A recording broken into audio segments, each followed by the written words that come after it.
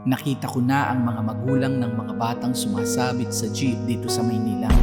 Lubos akong nag-aalala sa kalagayan nilang ito dahil sa isang pagkakamali lang ay maaari silang mapahamak. 18 pala ang naging anak ni Lolo at isa si Tatay Alan sa kanyang mga anak na siyang magulang ng mga batang ating nakita. Pilitin mo, huwag mong subukan. Yan ang mga katagang binanggit ni Lolo na gusto niyang maintindihan ng kanyang mga anak. Pinili niyong magpamilya kaya gawin niyong lahat ang iyong makakaya para mataguyod niyo sila. Isang kwentong kapupulutan na naman natin ang aral. Ating panoorin ang kwento ng buhay. Mas maganda ang mangyari sa buhay nila, mapaganda. Kung sino man yung makakarinig o makakaunawa doon sa sinasabi ko, mas mainam sa isang tao yung may pinag-aralan. Pilitin mo. Huwag mo na susubukan, kundi pilitin mo kasi magulang ka eh. Ang naranasan ko bilang magulang, mararanasan mo rin bilang magulang.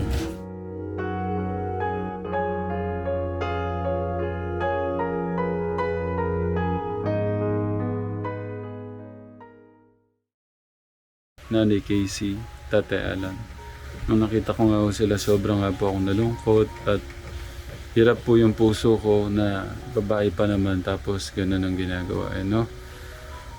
Kasi ito, kumbaga siyempre magkakaroon lang ng tanong sa mga makakapanood po ng kwento ng buhay nyo. Hanggang kailan po sila nandun? Hindi naman pang matagalan. Sinabi ko nga po, pag ako po nagkatrabaho, kaya inaano ko rin po talaga magkatrabaho, titigil ko po talaga sila. Dahil di ko naman po talaga yun na guminyan talaga sila. Sila hindi nagano, lalang sa ngayon na wala akong trabaho, lalang din po talaga uliwa. Pero nga kung ang tatanungin, hindi ko talaga sila iniibigay sa ganyan. Pero ang tanong, Tatay, sa tingin nyo, ginagawa nyo na yung best nyo para makahanap na kayo ng trabaho? Sa ngayon po, wala rin po ako magawa dahil unang-una nga po, kapos kami sa pera, mga pang-requirements nga po, wala akong mga napasok na wala ng requirements ko. Saan po kayo nag-a-apply sana?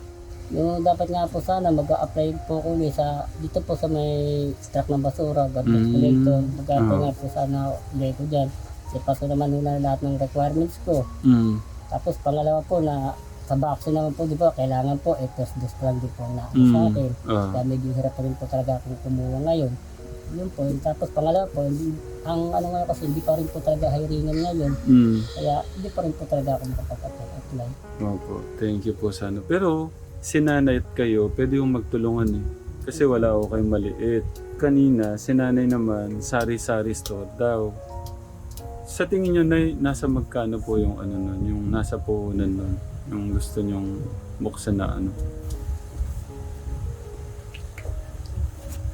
Siguro po nasa 10,000. 10,000. Okay. Kung doon si nanay sa sari-sari store, si tatay, ano yung pwede niya? Kasi ano lang naman, kung sari-sari store, pwede siyang siya lang. Tapos kayo, pang requirements.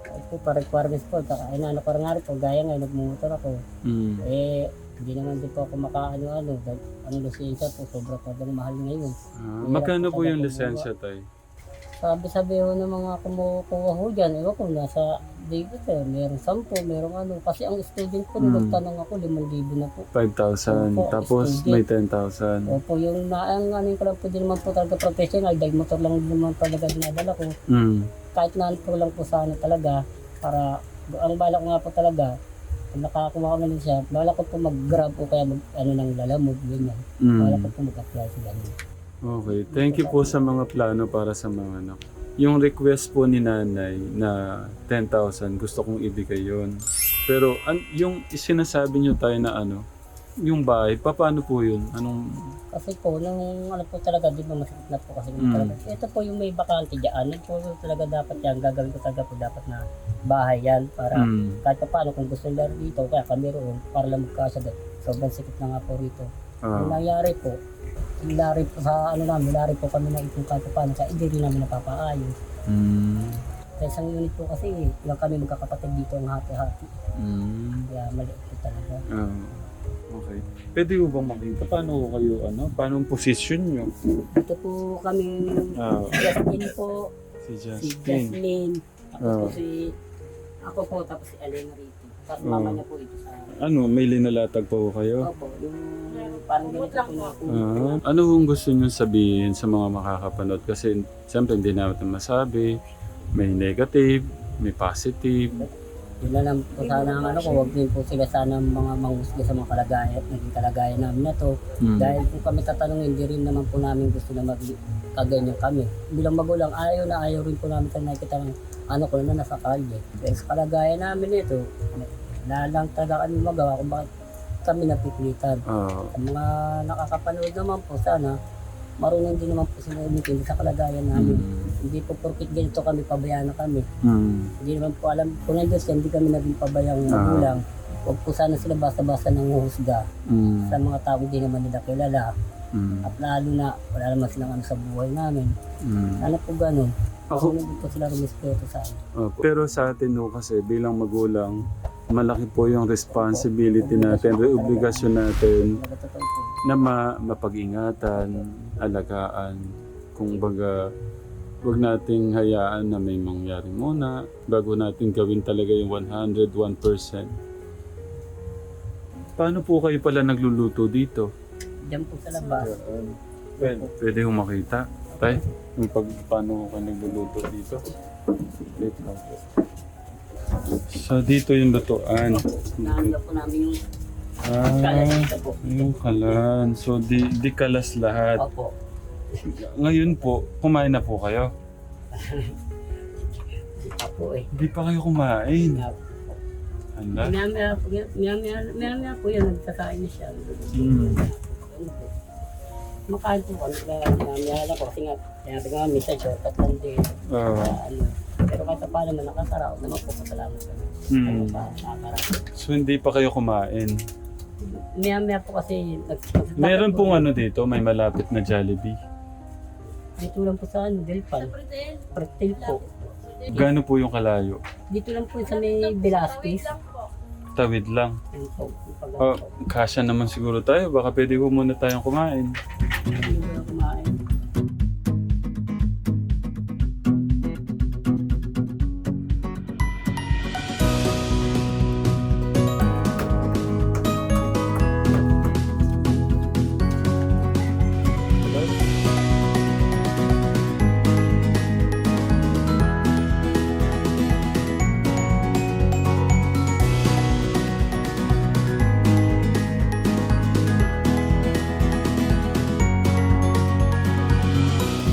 Dito po yun.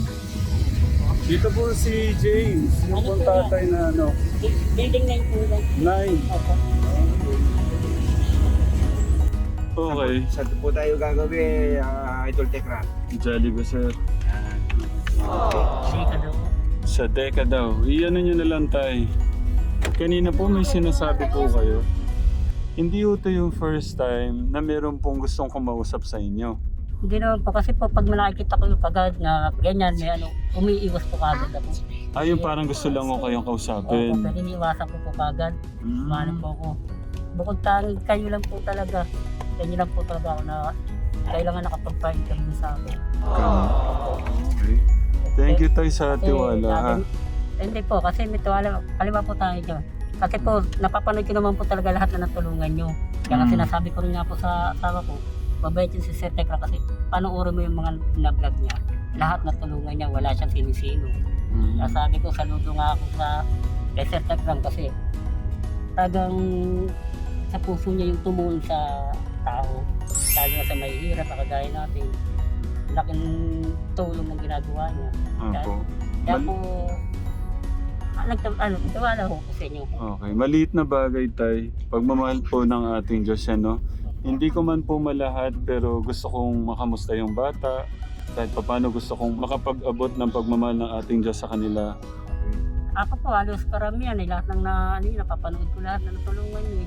Kumano pa kayo sa ibang lugar. So kayo din pala, na ano nyo na ho talaga, napapanood nyo na po ako dati pa. Natanong ko po pati po yung kay Dave. Pero po nung nakausap niyo po ko roon nung nakaraan, hindi ko po talaga akalain na kayo yung kausap ko. Hindi ko po talaga sa akalain na kayo na pala si Sir Tekram na pinapanood ko na nakakausap ko. Nung paalis na lang po kami, sinabi ng mga anak ko, pa, yung si vlogger yun, yung Tekram Vlog. Oh. At sabi ko, si Tekram ba yun? Ako, sabi ko, mabait yun ah. Ako, napapanood yun kay Dave, yung sa Kargador. Oh. Yung medyo kasi pagka ganong nakakatakot, medyo iniiba ko din po yung ano ko, kaya... Kasi po, nung tingin ko po kasi, tingin nila, mga kasama po, sila sir, kala ko mga pulis na. Nag-iimbestiga na ganyan. Natakot din po ako nung araw na yun. Kaya sabi ko sa inyo, wag ko kayong kaibigan po ako. Kaya nga po nung nagsalita kayo ng ganyan, medyo naano po ako, na lumahil na, di na ako galing kinabahan. Kasi nung kita ko din sa inyo, medyo, parang nanginginig ko kayo eh. Nga po eh. No, ramdam ko yung kabado, nanginginig. Kasi kita ko sa kamay niyo eh. Thank you po sa tiwala. At thank you din po sa sa oras. Dahil love ko kayo, i-jollibee ko kayo.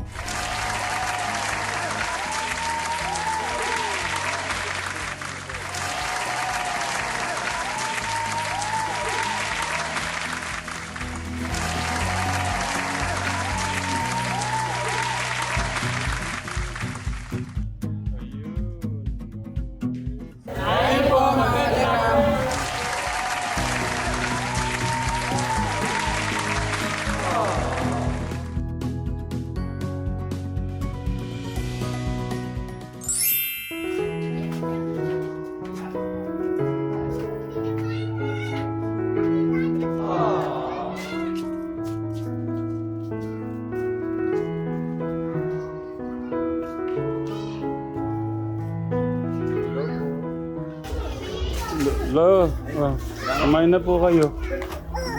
Dito lang po kami, lo.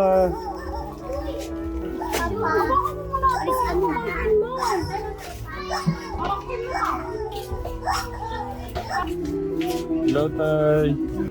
Nabusog ka ba, bunso? Apo. Si ate. Okay. Nay, sabi ko kanina, yung 10,000 na gusto nyo, ibibigay ko. Ano po bang mas best? Yung lisensya? Kasi sa tingin ko yung 10,000 sa gusto nyong mini store, sari-sari store, parang kulang yung 10,000 sa tingin ko eh. Kasi kukuha tayo ng pwesto. Tapos first time nyo pa na gawin yung gano'n, di ba po? Pero kayo po, ano po yung parang gamay nyo na? Ano po, ganun yung tindahan ko kasi nagtrabaho na rin po. Yung gano'n. Okay. Ang sabi naman po ni tatay, ang lisensya po, hindi niya po alam kung 5,000 o 10,000. Sa 5,000 po talaga, student lang daw po talaga. Student. Ang inaanuhan ko po sana,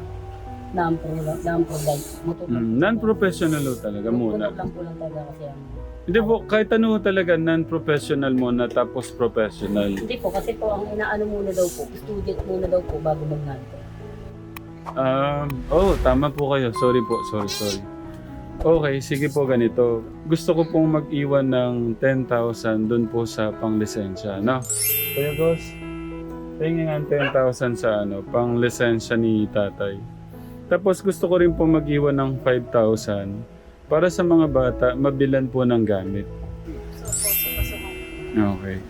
Pingin 50,000 Kuya Gos. Yan. Tapos talaga po. Pasalamat po namin sa inyo. Welcome po. Sana kayo matulungan na iba. Namin sa talaga aming papasalamat sa inyo. Po. Tapos din po ako nagtitiwala talaga sa inyo.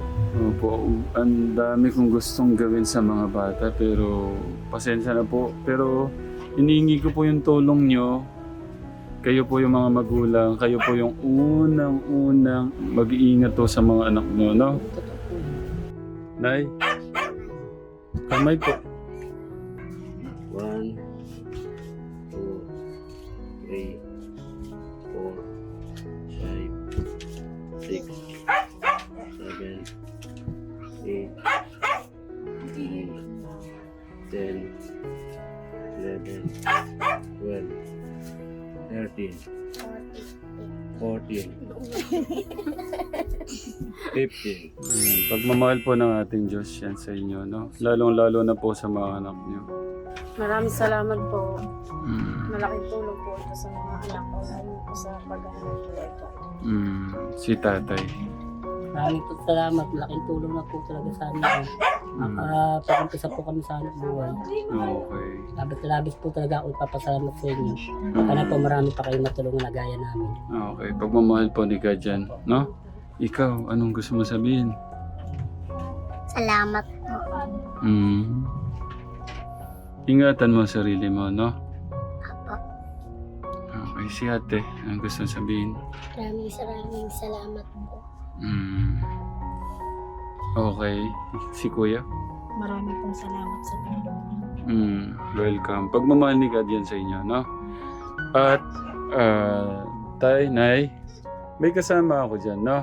Gaya ni Tita Luz Biminda, nagpapabot siya ng pagmamahal, lalong-lalo na po sa mga kagaya po nyo, o sa mga bata gaya po nila, no?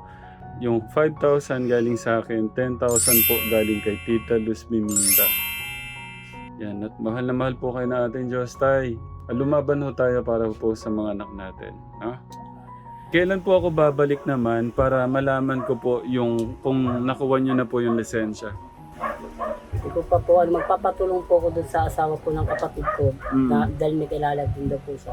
Magpapatulong po ako kung paano pagkuha. Ayun, thank you po.